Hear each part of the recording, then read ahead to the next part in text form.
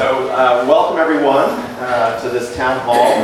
There's a series of democracy town halls. I'm your moderator today. I'm Nick Neihart. I've been involved in democracy issue work for many years. This is actually, I counted my 7th New Hampshire primary, trying to inject and get candidates to talk more about democracy. I go back to 1996 on that, so it's great to be back again. It's really important work, and I'm so glad that so many candidates are ready to talk about democracy. It's a huge issue. It's only gotten more important over the years.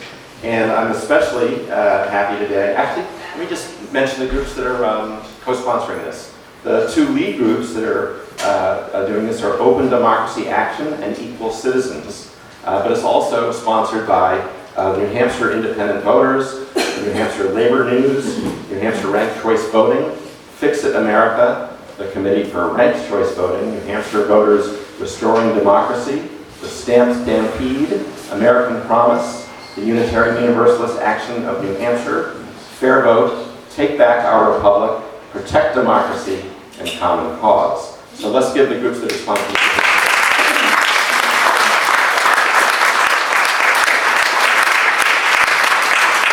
So now I want to introduce the star of the day here for this event, Marianne Williamson. She's an American author, a spiritual leader, an activist, and more recently, a politician.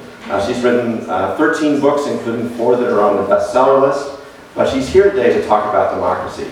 So I want to ask you to, if I've left things out that are important about your candidacy and why you're running, you can spend a minute or so on that. But include in that, if you would, we're going to talk about lots of democracy solutions and policies, but tell us, what is the problem we're trying to fix? So those 2 things, more about you and what's the problem you're trying to fix in democracy. Well, the only thing that I would mention about my previous work that I think is relevant is that I've written 2 books, one called Healing the Soul of America and one called The Politics of Love, both of which go into some depth about our history, the brokenness of our democracy, the erosion of our democracy, particularly Healing the Soul of America. And that book came out in 1997. So I say that because I think it's relevant. This seems a little... I say that because I think it's relevant, and I'm not new to any of this. I'm not new to any of this conversation. I've been talking about these things since the late 90s when that book first came out. And then also, as you yourself pointed out, in 2014 I ran for Congress in Los Angeles, and the whole gist of my campaign was the idea that the money, the undue influence of money on our politics is the cancer underlying all the other cancers. And that until we deal with that, we're not biting off the head of the snake. So I just say those things to make it very clear that none of this is new to me. I didn't just wake up one day and say, oh, I think I'll run for president. And also, I have been a nonprofit activist. I founded the Peace Alliance. I was on the board of Results, Anti-Hunger and Anti-Poverty, and I founded AIDS organizations, one of which has served 12 million meals to homebound people with AIDS. So I've always been very involved with nonprofit work, but have come to realize particularly, I knew before, but have realized on the level that has impelled me to take actions I would not otherwise take over the last 15 years. It has become so clear that no amount of private charity can compensate for a basic lack of social justice.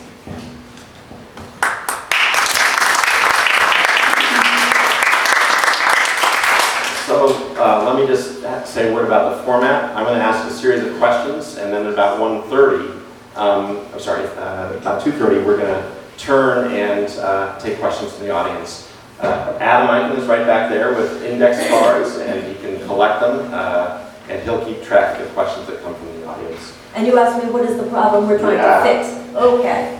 As I understand it, our country has been basically taken over by the forces of authoritarian corporatism. And this began 40 years ago with the advent of trickle-down economics. Some of us are old enough to remember.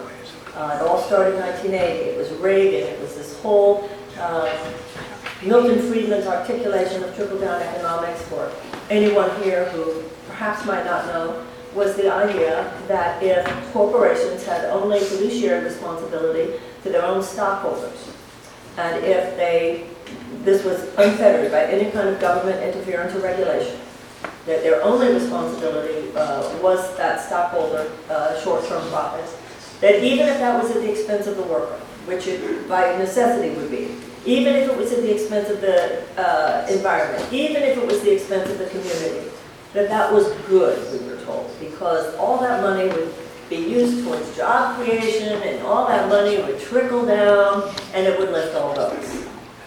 Well, after 40 years, clearly, it not only has not lifted all boats, it has left millions of people, many millions of people without even a life net. It has created the largest income inequality since 1929. It has devastated our middle class and left us in a situation where 1% of Americans own more wealth than the bottom 90%. Now, what's important for us to remember is that these are not just numbers on a page. These are human lives here. And the kind of analysis of all this, it's just data, is not the kind of conversation that will create the force we need. We need an integrated, holistic, whole-person approach where people really are allowing ourselves to feel what is happening here. We've got 13 million hungry children in the richest country in the world. We have 100,000 homeless children. We have over 39 million people living in poverty, over almost 93 million people living in near poverty. And even near poverty, that's almost a third of American population. Even near poverty is enough to keep people in chronic economic tension and anxiety.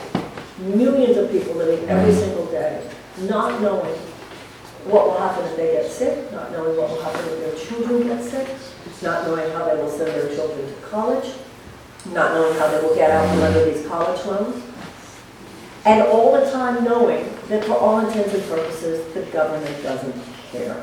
Because the government, and this has been going on for a long time, because of the undue influence of money, because of the way the economic theory of free market capitalism, completely unfettered by any moral or economic consideration, has hijacked our government, then the government itself at this point does more to advocate for short-term profits for multinational corporations than it does for the health and safety and well-being of us, our children, the people of the world, of the planet on which we live.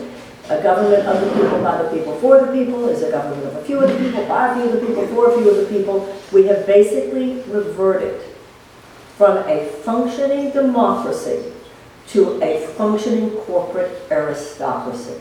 We repudiated that in 1776, and it is time to repudiate it again.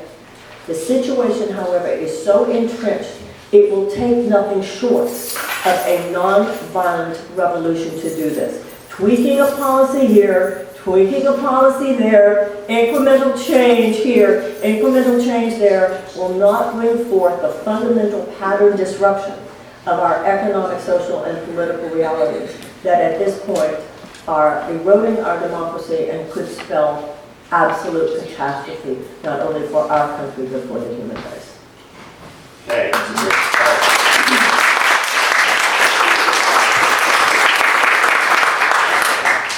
So let's stick with the money and politics piece of democracy here. So the big problem is we have members of Congress and other people running for office constantly calling that wealthy 1% or 100th of 1% for their needed campaign money. How do we fix that? I let somebody who's never been part of that system. That's me.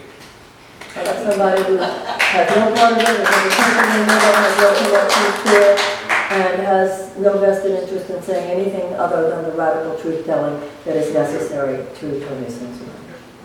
Okay.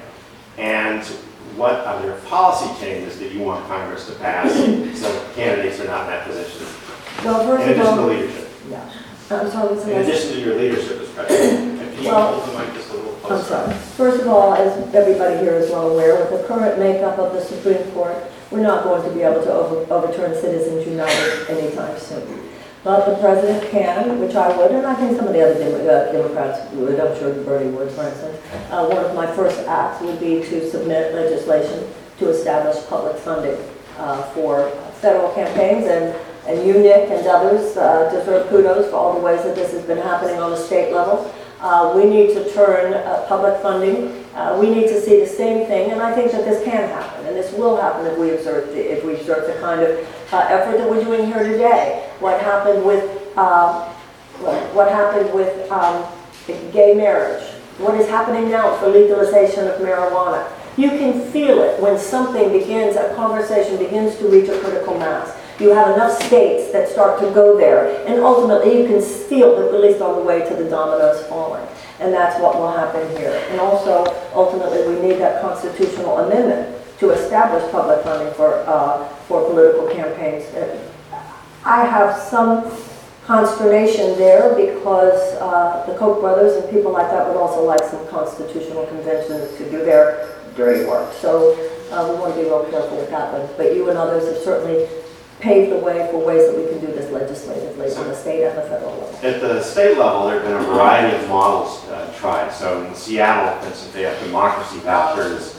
In Maine and in Connecticut, you get a grant of public financing. In New York City and in some counties in Maryland, you get matching funds. So if you get $25 contribution, it might turn into another $150 in the matching fund money. Are any of those favorites of yours, or? Not really. Kirsten Gillibrand also had one that she was proposing. I don't particularly have a favorite. I've heard all of them, and they all sound good, and I've talked to Lawrence Lessig, and I've read things that you've written.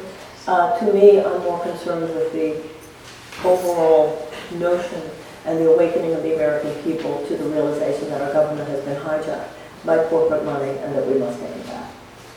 So you talked a little bit about a constitutional amendment before. What do you think is the most important thing that a constitutional amendment can do to restrict the role of big money? Well, the ones is I think it was Lawrence who wrote a particular one, wasn't it? It's simply got to stop. There has to be no influence other than the influence of the voter. You know, you don't just see this with money. You see it with the political establishment. You see it with the media. You see it with the DNC. There are so many ways that a kind of political elite is dominating our politics today. It's not just money. Or maybe I wouldn't say it's not just money. It's not just direct contribution by a donor class. It is equally the power of the DNC and the RNC. It is equally the power of the corporate media in cahoots with them. It's an entire corporate political media industrial complex. And we have to do more than just always be playing whack-a-mole. Well, we'll get rid of this over here, we'll get rid of that over there. A lot of it, I see these things as opportunistic infections that would not have gotten, or could not have gotten hold of us had there not been a weakening of the societal immune system. I think that to a very great extent, the American people need to recognize we allowed this to happen. This was not all created by Donald Trump. All of this created Donald Trump. And I believe one of the reasons I'm in this is because there's a level of sober reflection on all of this that is necessary now. We have to really take in very deeply. You can't just hear a bunch of facts and really grasp it all and then say, okay, we're gonna support this piece of legislation, this policy, and that'll do it. We'll get HR 1, what Nancy Pelosi did, and that's great. Automatic registration will do it, and be on our birthday, and be on Saturday. Maybe we lower the voting age, and you know, all these external remedies just treat the symptom. But all these symptoms will morph into other symptoms unless we are a generation that really takes it in deeply, even with all the accompanying shame and appropriate horror that we allowed this to happen on our watch. Because when we do that, something changes in us. And then and only then will we be vigilant in the ways that we need to be. Because no matter what we do, even if everything that you have on your checklist we accomplish, they'll be back.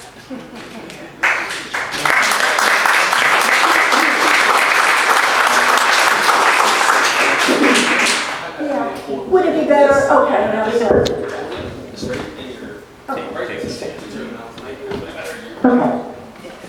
Okay. All right, let me turn to another issue, voting. What do you think needs to be done to stop voter suppression?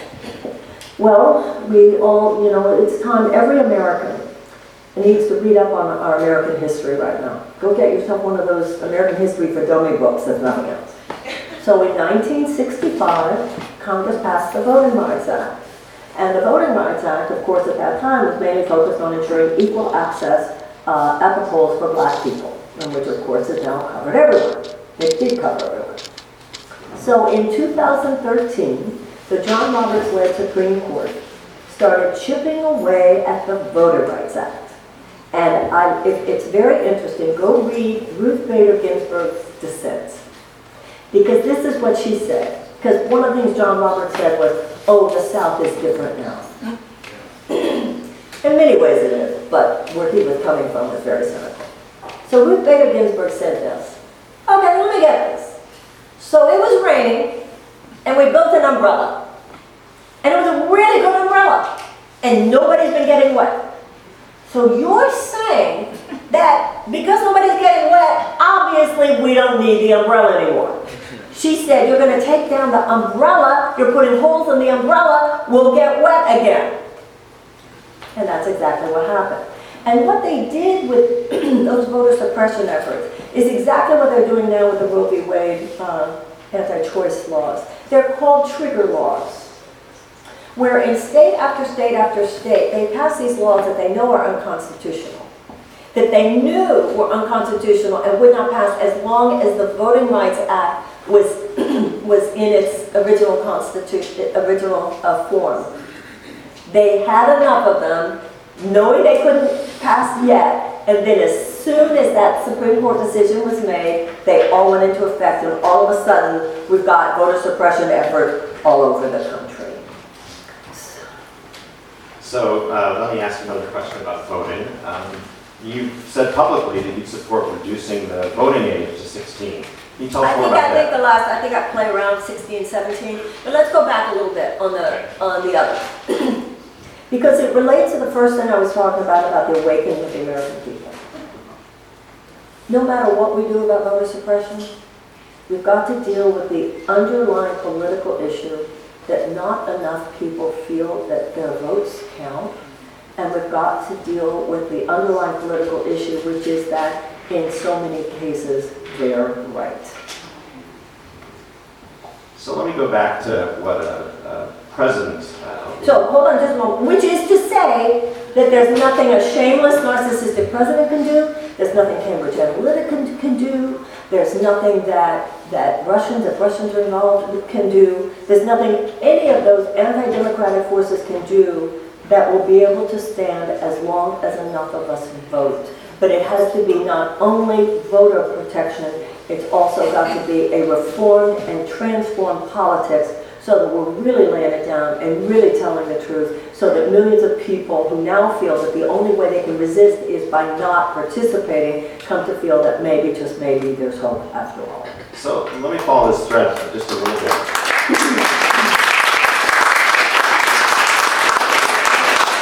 How would you use the power of the presidency to make this change in sort of citizen thinking about their role in the public sphere? What would you do? Well, I feel I'm already doing that. I'm laying down some truths that the political establishment does not lay down. All of the candidates are telling the truth. I'm not saying anybody's not telling the truth. But when you take your hand and you raise it, you take the oath in a court of law, you don't just swear to tell the truth.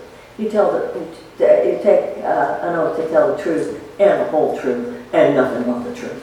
And I feel with my campaign, I'm doing more than telling the truth. I'm telling the whole truth, and I'm telling nothing but the truth. Because that is the level of truth.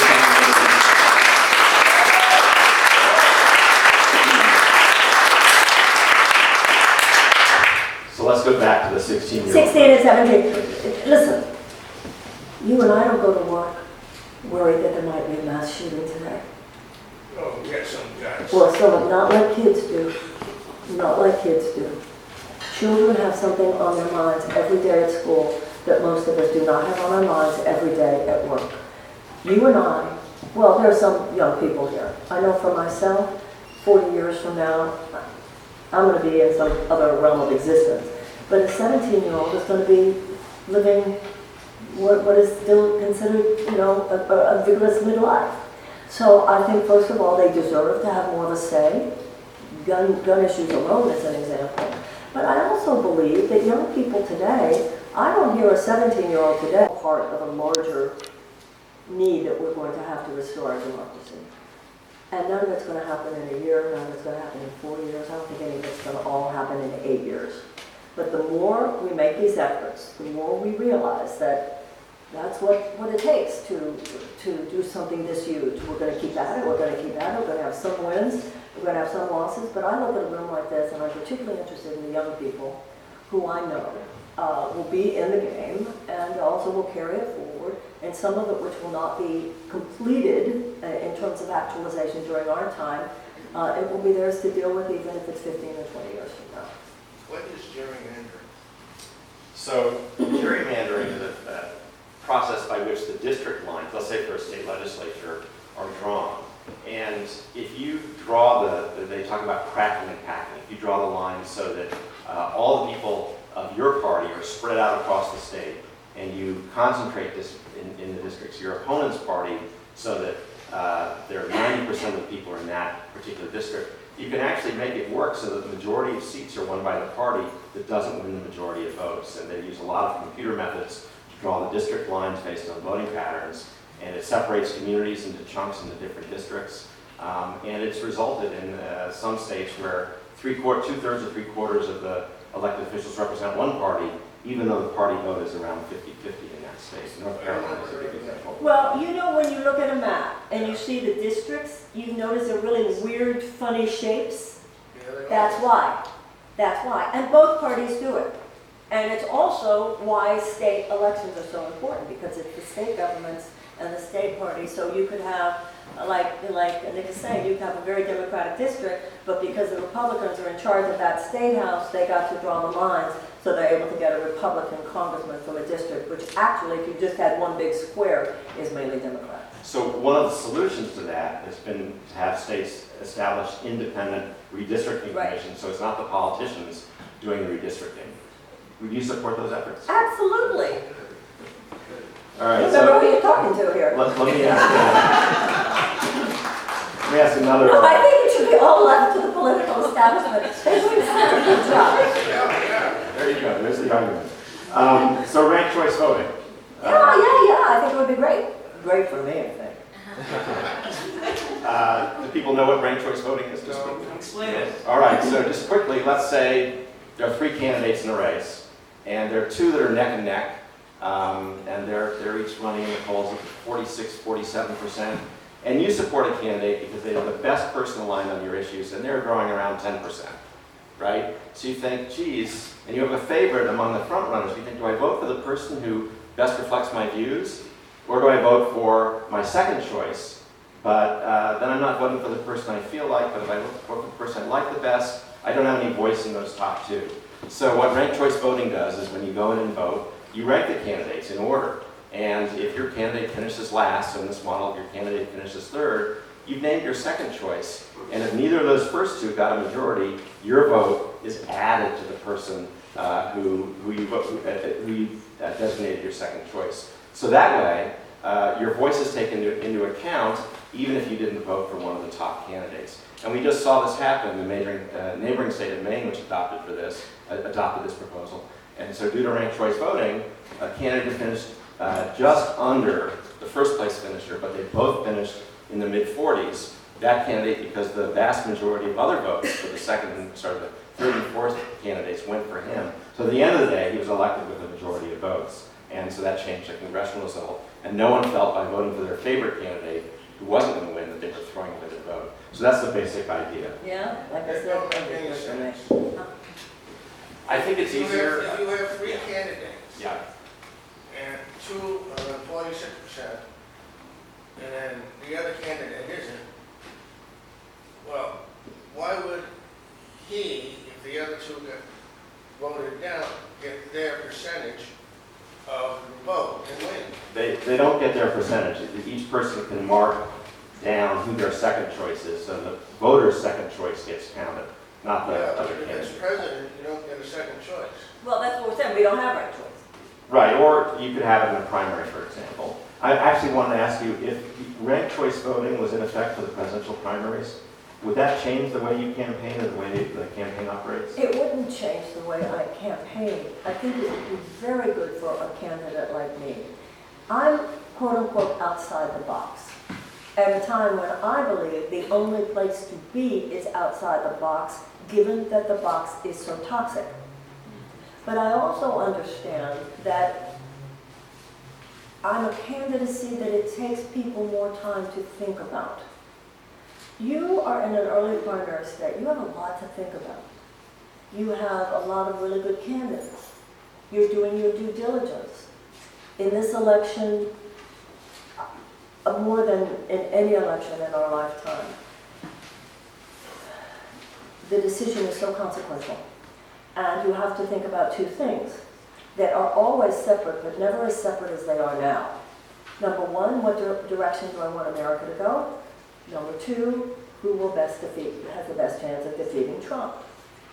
So one of the reasons I have been so disdainful of the DNC seeking to narrow this and limit it, doing this time no differently than they did last time.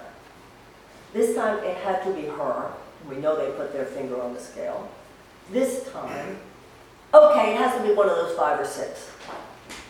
Passing rules and polls and money and all of this crazy artificial stuff to get rid of the voices that they don't like.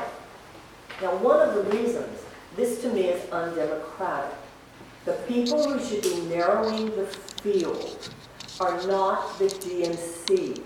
The people who should be narrowing the field are the voters in Iowa and New Hampshire and South Carolina and Nevada. That's what primaries are for. I'm radically American that way. No political institution or media, it's all this the debate with the reality TV show. Now, the reason it hurts someone like me particularly is because I realize that even if you are attracted to anything I'm saying, even if you find it compelling, you have to go, wow, I have to think about this. She hasn't been in office, so I really have to think this through. And you would have heard what I submit to you. I would appreciate your doing that, but I understand it's going to take a little time. So this period of time before the primaries is important. And it also gives a candidate such as myself more of an opportunity for someone to say, I like her. I'm not sure I'm going to go all the way because I'm worried about this, but I want, all that. It's democratizing. So I have one last question that I'm going to ask, and I'm going to turn to the audience questions. And it's another sort of somewhat wonky question, but in the last presidential election and others in our lifetimes, we've seen candidates win even though they got a minority of the votes, that the candidate who got the most votes lost. And that's because we have the electoral college system. And one in which we have the Supreme Court stealing the decision. That. So, right, there's that one too. But what would you do about the electoral college? I think it's time to go. I think that the electoral college, and I feel the consensus building. I think it will go. I think it will be like marriage equality. I think it will be like legalization of marijuana, but it's not going to happen for next year. I would be shocked if the electoral college is still in place 20 years from now, even 15 years from now. And I hope within 10 years, but it's not going to happen right away. It's going to be a process, and it's not going to help us with this next election. All right, thanks. So now I'm going to turn to questions that people in the audience have written up. And the first one is, if elected, will you fix our democracy? That's the very first thing you do. Well, I think that's exactly what we're talking about here. Certainly the first thing I would do. Yeah, I would absolutely submit legislation to establish a public funding for it.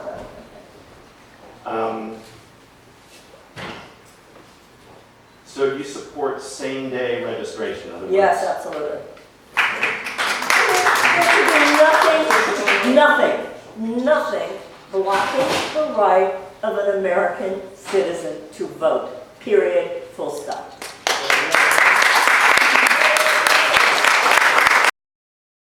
I think right now, that's where we need to focus our attention. Okay. So here's a...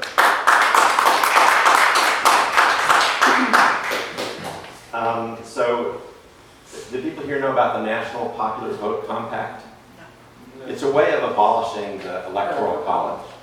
It basically says if enough states vote to say we want all of our electoral votes to go to the winner of the national popular vote, that's how we'll cast our votes, but we'll only do it when enough states around the country that constitute the majority of the electoral college vote that way. And that way, when all those states have ratified that compact, enough to cast that many electoral votes, we'd be guaranteed that the popular vote winner also becomes president. So would you support the National Popular Vote Compact, and do you think New Hampshire should join it? I never had heard of it before. I never heard it described until you just said that. So I have to think about that. Sounds good, but when you're a president candidate, you must reflect on it. Let me go ahead with, thank you. Let me go ahead with 2 questions about voting. One, will you endorse full abolition of the Jim Crow era felon disenfranchisement law? Yes, I will.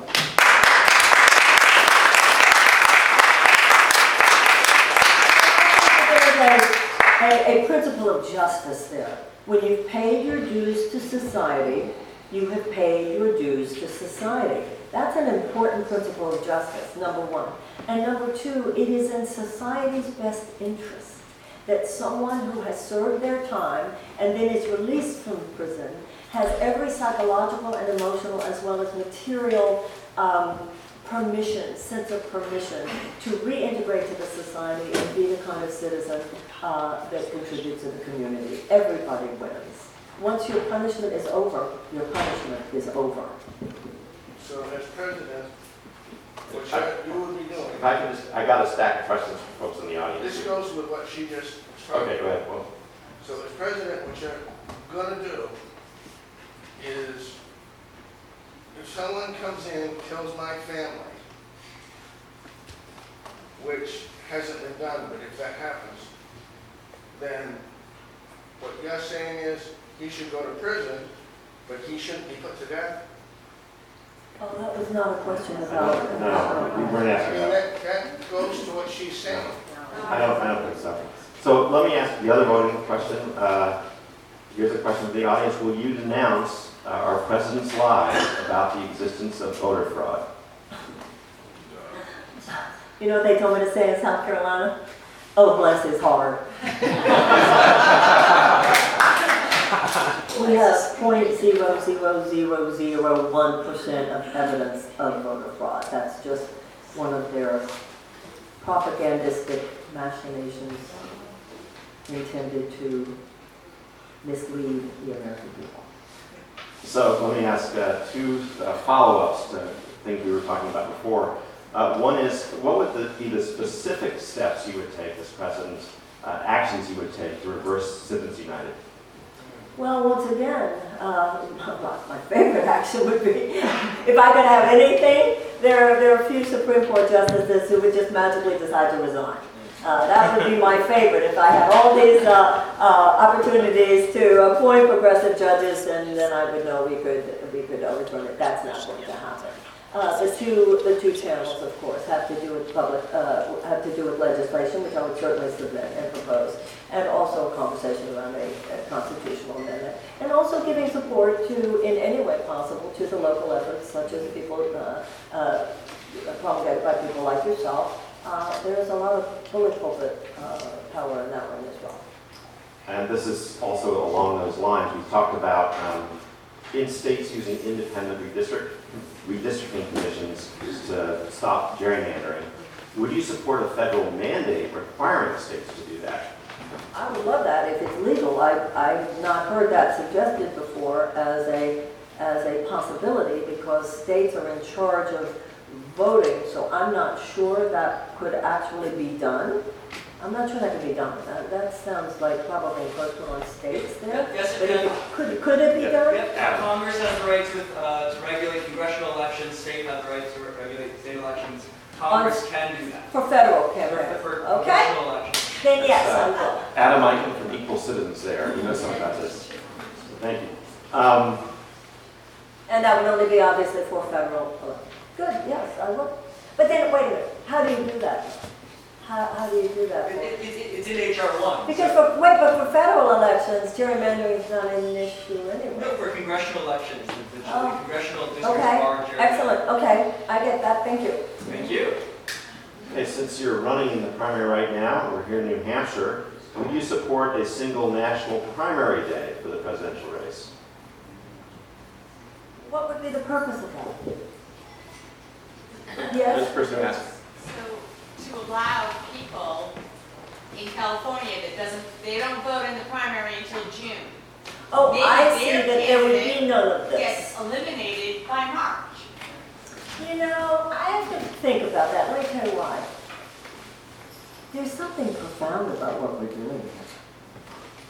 There's really something profound about the fact that Iowa, New Hampshire, South Carolina, and Nevada, I think there's something really profound about that particular mix. And then, of course, you've got California, early voting that begins February 3rd. I think there's something really profound about what's going on here. If you have this a national primary day, I mean, I hear you, but I don't know. I think there's some profound ritual of democracy. Being in the process myself, there's something, I find that the people in New Hampshire, and the people in Iowa, and the people in Nevada, and the people in South Carolina take this responsibility very, very seriously and really listen. I think we'd be messing with something I'm not sure you want to mess with. I'm not sure everybody would, I mean, these states take it so seriously, as you should. I'm not sure we could get 50 states. I really have to think about that for that reason. This is a profound ritual of democracy here. So here's a question. And by the way, if I may say so, as a candidate, one of the things I see, for instance, when you're in New York, they know they're not voting early, but they take their responsibility to give as much money as they can, very seriously. People in Massachusetts are coming over here. They know they can't vote, but they're here volunteering. There are a lot of ways that people in various states can participate, particularly today. Anyway, for whatever that's worth. Would you support the right to vote for people who are currently incarcerated? Actually, no, I don't. Would you explain that more? I know once people get out, you're supporting the right to Once vote. they're out, the minute they're out, they're out. I know that I heard Bernie say that he supports volunteers. My gut doesn't go there. I'm working right now, my gut doesn't go there. So this is one clarification to make. We were talking before about campaign finance. There's Yeah. both the move to have a constitutional amendment that would restrict unlimited expenditures. Yes. And then there's also a separate effort on public financing, which actually doesn't need a constitutional amendment. A lot of states already have it. You don't need to. It expands the voice of voters and speech, so to speak, if you take the court's rationale. There's a bill right here in New Hampshire, Senate Bill 304. If it had become law, it would have established a voucher system of campaign financing, in which every registered voter would get a $25 voucher they could give to candidates running for office.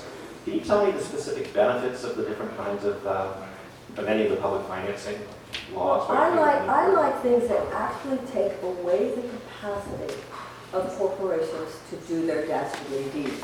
If it's just vouchers, it's just giving people greater ammunition with which and greater power with which to override the dastardly deed. I'd like to get rid of the dastardly deed. That sums it up. Public financing to up people's voices and a constitutional amendment to stop the unlimited expenditures, and we need both of them. I want to dismantle the corporate aristocracy. And as long as that aristocracy is able to exert its influence through money, it should not be just dependent on whether or not we vote. They should not be able to do it. Do you support federal limits on voter purges? That's the act of the state taking people who are currently registered. to Like vote. Georgia, what's going on in Yes, Georgia? yes, Georgia. Absolutely. It's nobody's business. If I haven't voted for 10 years, or I haven't voted for 15 years, that doesn't make me less of an American citizen. None of your business whether I voted for the last 15 years. What she's referring to is in some states that if you don't vote, they mail you a letter and they say if you don't respond to this letter, you're off the voter rolls.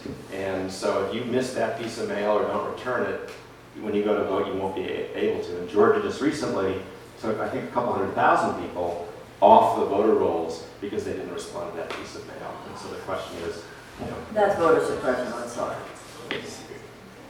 All right.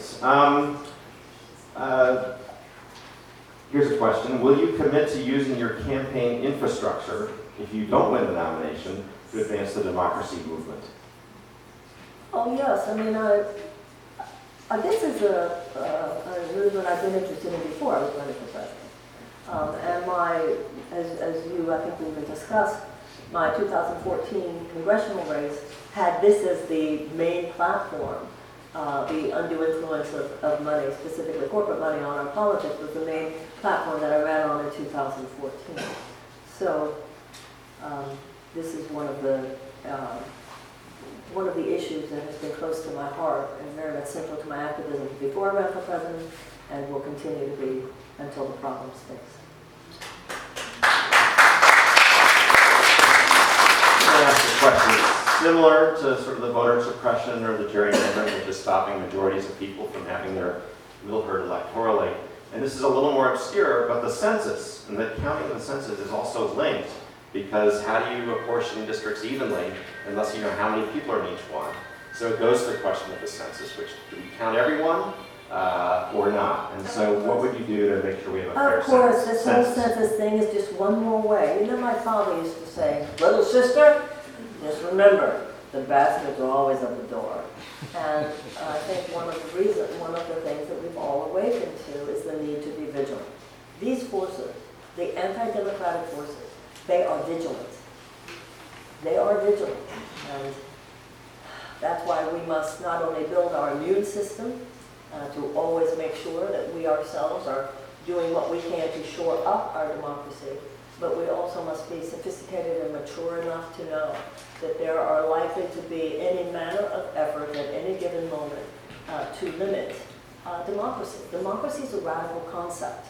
It was radical in 1776, and it's radical now. The idea that the power to govern a great nation, in this case, the most powerful nation in the world, should be left in the hands of the people. That the wisdom of the people, who, as Jefferson said, must have free public education so that their critical thought processes are forged. You must have a free press so that, as he said, they will have the information they need, so that they can have freedom of assembly, so that they can get together and talk about it. The whole idea here is that not only that is the only power that can be trusted to properly guide a nation, but also that the people must remain eternally vigilant to protect their power to do so.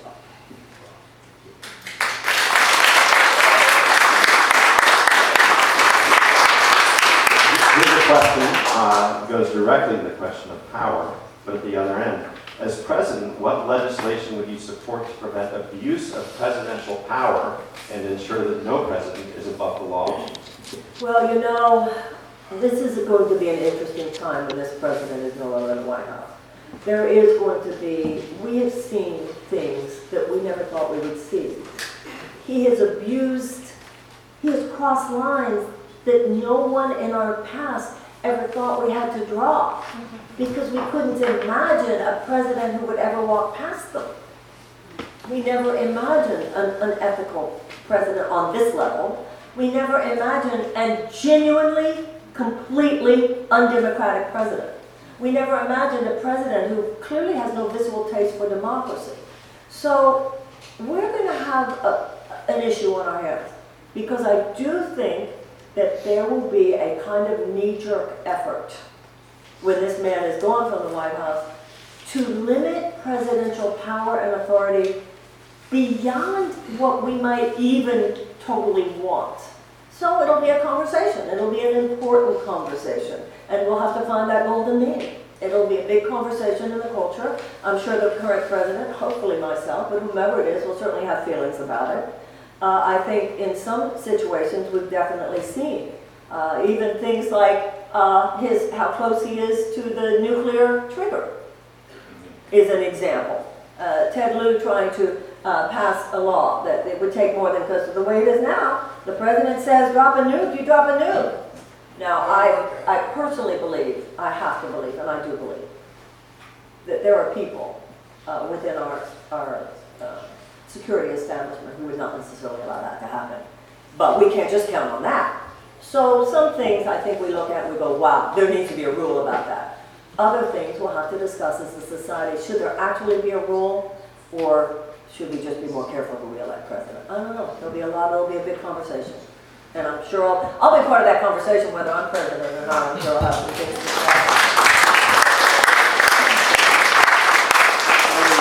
Go back to a few more questions on money, politics, and power. Okay. The revolving door where members of Congress leave Congress and become lobbyists and then come back and they basically get paid to influence their old buddies. What can be done about that? It can simply not be allowed. It's just a complete revolving door. It should not be allowed. Period. End of story. So right now, I think what is it, have to wait 5 years? Have to wait. It's a number of years. Most people would like to see that extended. Needs to be longer, years over. much longer. I know you made a pledge in your campaign to not take corporate PAC money, to not take any fossil fuel money, to reject super PAC support. It's really funny your idea that any of those people want to help me get elected. So let me ask you, the question one person wanted me to ask was, what led you to make that decision? But let me ask another question. What do you think inhibits other candidates from making those same pledges? Well, because this whole thing is so obscenely expensive. And I know all about it. Why I'm not on the debate stage. Listen, money is what rules this thing. I've raised about $6 million, which in the normal universe is like, at least in my universe, like a huge amount of money. But in presidential politics, she's just squeaking through. She's just squeaking by. There are candidates who are, one candidate I read the other day, their ad buy in Iowa alone, their TV ad buy is $10 million so far. So this is a money game of such unbelievable proportion. And so some of them, and I even heard one of them say the other day, we have to go where I have to go because this is war. I don't know. I believe that if your process is impure, Gandhi said the end is inherent in the means. So that's the first place I'm coming from. In terms of regular PAC money, it's kind of unfortunate because some PACs, I don't see anything wrong with that. But you have to either just say no or say yes. Some PACs, for instance, let's say there's a flower lovers PAC, and you don't know who all the flower lovers are around the country, what would be wrong? But when you're talking about corporate PACs, it's a problem. So it was like I said, it's very easy for someone like myself because none of those type of people would be wanting to give to me. So before we were talking about public financing, we talked about the state programs, and some are also in cities and counties, and we talked about Congress. I'm assuming that you support redoing the public financing system for the presidency so that it's actually functional. Is that Absolutely. something? Yes. That's good. And then where are you at on disclosing political money? I think everything should be transparent in politics. Okay. So I have gone through all the questions, I think, now on democracy questions. Whoops.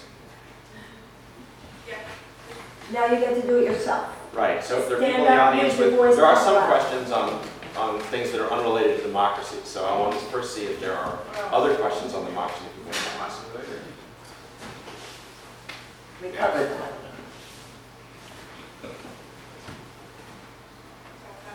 I think we should wrap up and people can have individual conversations. All right. So anyway, thank you very much. Yeah. It was great to Thank work you. out all these